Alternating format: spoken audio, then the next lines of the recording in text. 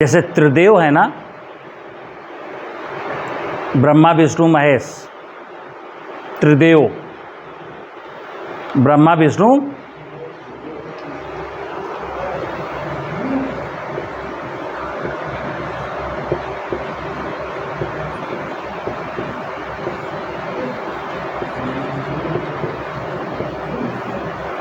अब अगर हम कहें महेश विष्णु ब्रह्मा तो आप कहोगे साहब आप उलट रहे, जो सीधो सीधो नहीं है, कहोगे ना। ये सीधा सीधा क्या है? ब्रह्मा विष्णु महेश। अब ये सीधा क्यों है? अगर मैं महेश विष्णु ब्रह्मा कहूँ तो उलट कैसे गया? कहानी जानते हैं आप? अब आप ऐसे समझिए, ब्रह्मा का मतलब है ऑक्सीजन, हवा, प्राणवायु। दिन में 21,000 बार चाहिए हमको। कितनी चाहिए? 21,000 बार चाहिए, गिन लेना आप। तो सबसे ज़्यादा ज़रूरत किसकी है? ब्रह्मा की। इसलिए ब्रह्मा को पहले याद करो, पेड़ लगाओ। ब्रह्मा को खुश करने के लिए क्या करोगे? पीपल बरगद पाकड़ के पेड़ लगाओगे। फिर दूसरी आवश्यकता क्या है? जल। पानी दिन में कई बार चाहिए? 10 बार चाहिए।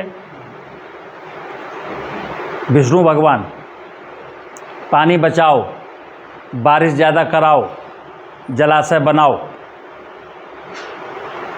फिर महेश धरती, धरती से हमको भोजन मिलता है। भोजन कई बार चाहिए? 2 बार चाहिए।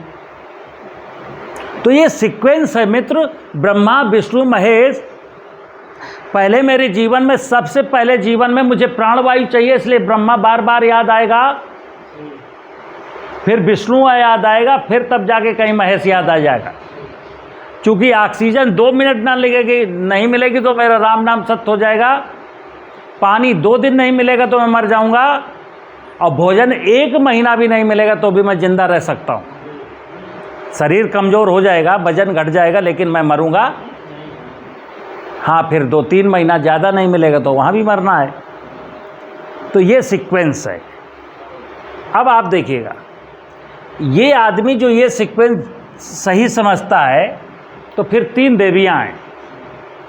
कौन सी? सरस्वती,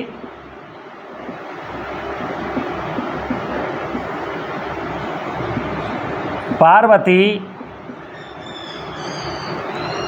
फिर लक्ष्मी। लेकिन मैं क्या समझता हूँ, सरस्वती का मतलब क्या है? सरस्वती ज्ञान की देवी है। मेरे जीवन में क्या होना चाहिए? मैंने कल बताया था, ज्ञान,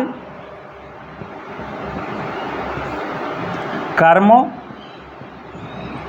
और भक्ति। मनुष्य जीवन के मोक्ष के 3 द्वार हैं, ज्ञान कर्म भक्ति। 3 चीज़ें उसको करनी ही करनी है जीवन में। लेकिन इधर कई लोग क्या कह देते हैं, धर्म के जानकार, बच्चा देख, ज्ञान तो बड़ा मुश्किल है और कर्म तेरे बस का है नहीं, इसलिए अगर मोक्ष चाहता है तो भक्ति मार्ग में चला जा। तो अभी तो लोगों ने तय कर रखा है कि मुझे भक्ति मार्ग अपनाना है, और ज़्यादातर लोग भक्ति मार्ग में उलझ गए।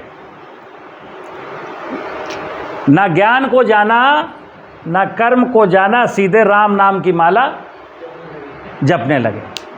नहीं होगा, नहीं मिलेगा मोक्ष। पूरा नाटक है, पूरा ड्रामा है। इस ड्रामे को परमात्मा स्वीकार नहीं करता। तो क्या है? जीवन के प्रारंभ में 18 साल, 20 साल, 25 साल तक आपको ज्ञान अर्जित करना है। ज्ञान क्या है ये समझना है। और कल मैंने बताया था, ज्ञान माने प्रकृति की व्यवस्था के बीच में हमारा क्या रिश्ता है। क्योंकि मैं प्रकृति की व्यवस्था के बीच में घूमता हूँ, प्रकृति की व्यवस्था से ही मेरी व्यवस्थाएं संचालित होती हैं। तो प्रकृति की, अगर सूरज निकल सकता है सुबह, धरती गेहूँ पैदा कर सकती है, आम फल दे सकता है, गाय दूध दे सकती है, मधुमक्खी और तितली परागण की क्रिया कर सकती हैं, और ये सब मेरे लिए, तो मैं इनके लिए क्या करूँगा? तो मेरी भी तो कोई ड्यूटी होगी, मेरा भी तो कोई धर्म होगा। तो वो धर्म को जानने का मतलब है कि हमारे इस धन संसार में मनुष्य के रूप में भूमंडल में अवतरित होने का उद्देश्य क्या है, इस बात का बोध हो जाना ही ज्ञान है। बोध तो हो गया क्या कि हमें संसार की, प्रकृति की, डिफरेंट टाइप की जो व्यवस्थाएं उनके साथ परस्परता में मिल करके जीना है, मुझे किसी को क्षति नहीं पहुंचानी है, ये ज्ञान हो गया। तो ज्ञान जब हो गया, अब करने हैं कर्म। कर्म माने धरती को उर्वर बनाएंगे, बारिश के लिए पेड़ लगाएंगे, जब बारिश होगी तो बारिश का पानी जलाशय में रोकेंगे, तो ब्रह्मा विष्णु महेश की पूजा हो गई ना। 3 देव रक्षा करें, ब्रह्मा विष्णु, तो वो रक्षा, वो पूजा आपकी हो गई। लेकिन इसके बाद यहाँ क्या गलती करते हैं, सबको लक्ष्मी चाहिए। और लक्ष्मी को क्या कहा गया है, लक्ष्मी धन की देवी है, और धन की देवी का मतलब है ये सोने चांदी और रुपया की देवी है। लक्ष्मी माने, जब भी दिमाग में आता लक्ष्मी माने कागज का नोट।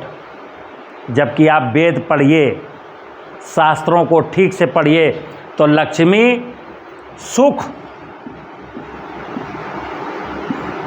शांति, वैभव की देवी है। और जब वैभव शब्द आता है, वैभव, तो वैभव में केवल रुपया नहीं है, वैभव में आपका स्वास्थ्य भी है, आपका नाम भी है, आपकी समृद्धि भी है, और साथ में रुपया भी है। तो अभी हमने क्या किया, हमें हे ईश्वर, हे लक्ष्मी माँ, मुझे सुख दे या ना दे, शांति दे या ना दे, मुझे तो बस कागज का नोट दे दे। तो जो इच्छा करी हो मन माही, राम कृपा कछु दुर्लभ। तो आप कागज के नोट के पीछे भगे, तो जैसे प्रयास थे, कागज का नोट मिल गया, लेकिन सुख नहीं मिला, शांति नहीं मिली, ज्ञान नहीं मिला, पार्वती को नहीं जाना। तो इसलिए प्राकृतिक खेती में मैं क्या कहता हूँ कि प्रकृति की व्यवस्था को समझने का प्रयास जब हम करते हैं, उसका नाम है सरस्वती, जो ज्ञान की देवी है। जब ज्ञान प्राप्त हो गया प्रकृति की व्यवस्था का, तो प्रकृति की व्यवस्था को कैसे ठीक ठीक बनाए रख सकते हैं, उसके लिए जो आपको कर्म करने हैं, वो कर्म हैं। और बाद में जब सरस्वती ही यानी ज्ञानी हो गया हूँ और प्रकृति की सेवा में लग गया हूँ, तो सुख, शांति, वैभव के लिए आपको हाथ नहीं जोड़ना किसी के। ये तो बाई प्रोडक्ट हैं, हमारे ज्ञान के, हमारे कर्म के बाई प्रोडक्ट हैं कि मेरे जीवन में सुख रहेगा, मेरे जीवन में शांति रहेगी, मेरे जीवन में वैभव बना रहेगा। खेती में क्या करते हैं अभी आप, खेती में डायरेक्ट नॉन स्टॉप, न ब्रह्मा को कंसीडर करना है, न विष्णु को कंसीडर करना है, न शिव को कंसीडर करना है, न सरस्वती को जानना है, न पार्वती की पूजा करनी है। खेती में केवल यूरिया डीएपी डालना है और 50 कुंटल गेहूं पैदा करना है। तो क्या हुआ, ढेर सारे रसायन लग गए, ढेर सारे पेस्टिसाइड लग गए, ढेर सारा पानी लग गया, ढेर सारा डीजल बर्बाद हो गया, और जो मैंने कमाया था वो सबका पूरा का पूरा पैसा लगभग बाज़ार में चला गया। मेरे पास क्या बचा, 2 कुंटल पिसिया, आधा कुंटल चना। इसीलिए हम कर्जदार हैं। लक्ष्मी की पूजा करने के बावजूद भी मैं कर्जदार हूँ। क्यों? क्योंकि मैं तीनों देवियों को बराबर बराबर कंसीडर, इन तीनों देवियों को जैसे कहा गया, इनको त्रिदेव कहते हैं, त्रिदेव।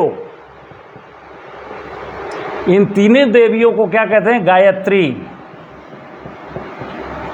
त्रिगुणा। गायत्री माने 3 गुणों को धारण करने वाली माँ, और उसी का नाम है आदि शक्ति दुर्गा, उसी का नाम है पार्वती। ठीक है ना। तो खेती में हमको लालच स्वार्थ छोड़ करके धरती को, जल को और वृक्ष को देखना है, और इनके साथ मेरे जीवन के क्या रिश्ते हैं, यानी सरस्वती के मार्ग से, ज्ञान के मार्ग से मुझे पता करना है। और कर्म माने प्रकृति की सेवा करनी है। आपके जीवन में कभी भी दुख और अशांति आने वाली ही नहीं है, लेकिन जब हम क्रमबद्ध सिस्टम से चलते हैं तब।